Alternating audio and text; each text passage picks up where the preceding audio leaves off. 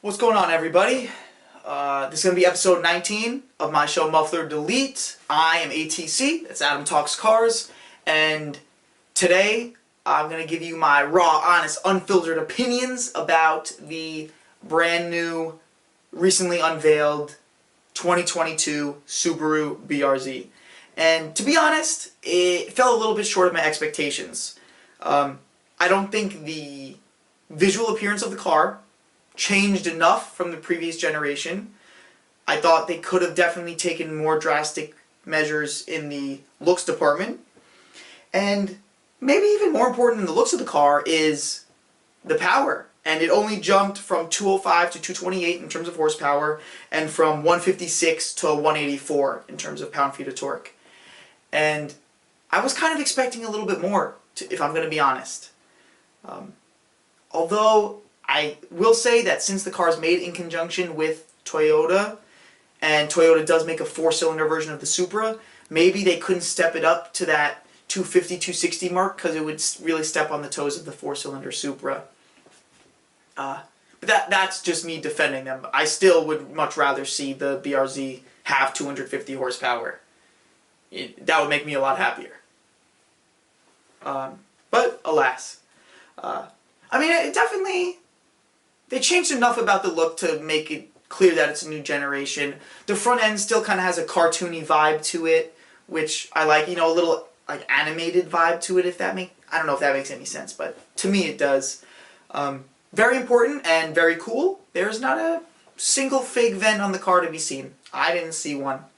You know, the vents on the side, the front, all functional, all having air pass through it, which is nice to see on a sports car these days because honestly, you really don't see it that often.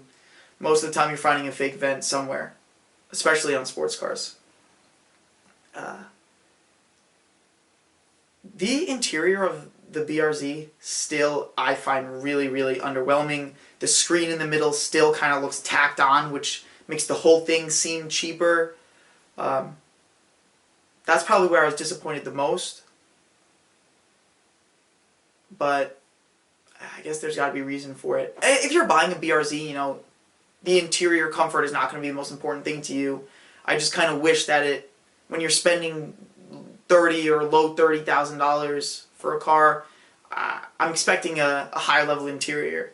Like if you compare it to a Civic Si, which is whatever, $27,000 in a mainstream car company's sports car, right? If we're comparing the SI with the Subaru BRZ, even though they're not direct competitors, but like the Civic Si, the interior is just way more put together, way more coherent, and I wish that I could say the same about the BRZ, but I can't. And I was expecting to be able to say the interior made vast steps in the right direction, and it made small steps in the right direction, but not as much as I needed.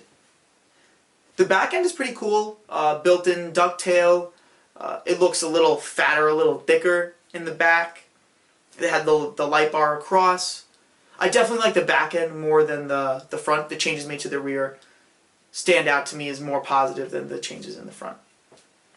The profile of the car, super clean, very quintessential sports car look to it from the side. Big fan of the side profile. I really going into this wanted to love the new BRZ when it was unveiled, but I ended up just liking it. I think it's an improvement, and I think it's a step in the right direction, but it's a small step, and I wanted them to take a nice hop, leap, and jump forward. And they didn't, and that's okay. I think that's really all I have to say about the new BRZ. The performance will be fine. The interior's a little lacking, I think. All in all, I don't know at that price point if it's really going to sell like in high numbers. People always say, oh, I'm glad that the BRZ and the Toyota 86 exist to break up a sea of Ford Mustangs and Camaros. But the reason that the Mustangs and the Camaros are selling way more is because you're getting a lot more performance for the money. You're getting way more power, and you're still getting that rear-wheel drive kind of sports car, muscle car, exciting experience. So they're going to sell more because you're getting more for your money. And I think that's why the BRZ and Subaru needed to kind of step it up more in order to be able to sell in higher numbers. But if that's not really their goal, then that's okay. It will definitely be a fun to drive, exciting vehicle. It just fell a little bit short of my hopes and dreams. But hey, not everyone's dreams can come true all the time. That's okay. That's life. Thanks for tuning in. I want to know your thoughts about the new BRZ. Let me know if you love it. If you're a die-hard Subaru guy and you think this is the best thing since sliced bread, tell me about it. But that's all I got for you this time, and I'll catch you in the next one. Peace.